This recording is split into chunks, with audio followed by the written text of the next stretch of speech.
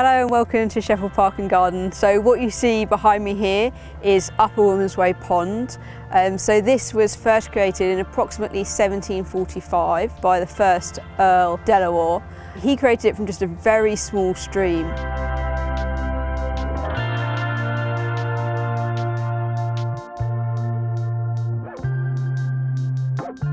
So in 1769 the garden was sold to John Baker Holroyd, who later went on to become the First Earl of Sheffield.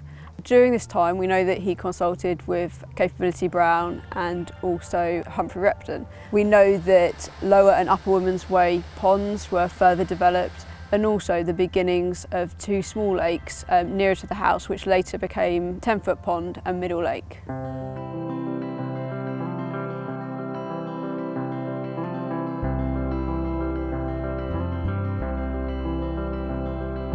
In the mid-19th century, when the garden passed to the third Earl of Sheffield, also known as the Extravagant Earl, he was responsible for creating the cricket field, which is behind me. So this is southeast of Lower Woman's Way Pond that we were talking about earlier. He actually hosted the first tour match between Australia and his very own 11. At that time, in terms of the garden, there was a lot of influence coming in from plant hunters from abroad, so it was very much kind of keeping up with the Joneses. So at that point, quite a few kind of exotics were planted. Examples of those are the Wellingtonias, the Pinus radiatas, which then later sort of have become the backdrop to the autumn colour.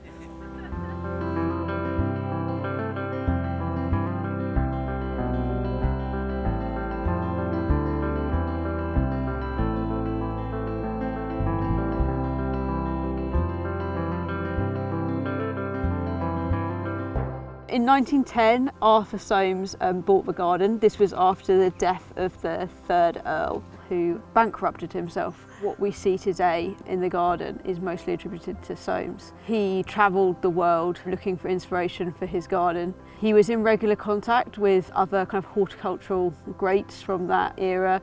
He was a real kind of experimentalist. So he planted different species in different growing conditions and documented these. Anything that didn't perform to his standards were discarded. He was basically looking to try and create the best colour, the best autumn colour.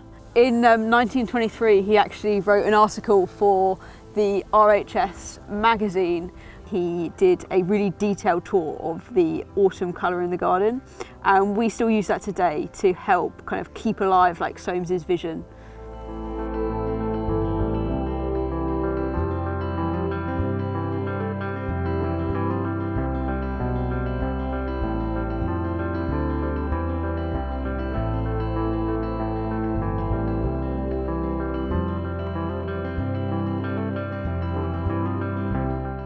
So one of the things that we do here at Sheffield Park after the leaves have fallen in the autumn is use those leaves to mulch out under our trees.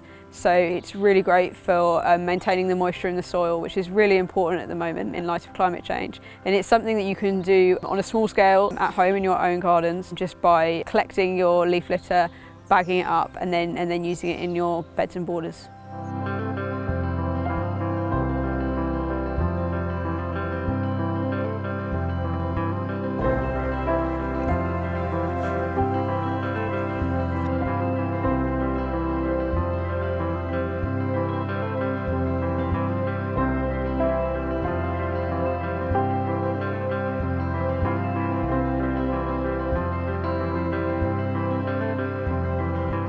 I hope that you've enjoyed this visit to Sheffield Park today. It's only with your support that we can keep looking after these special places, so thank you.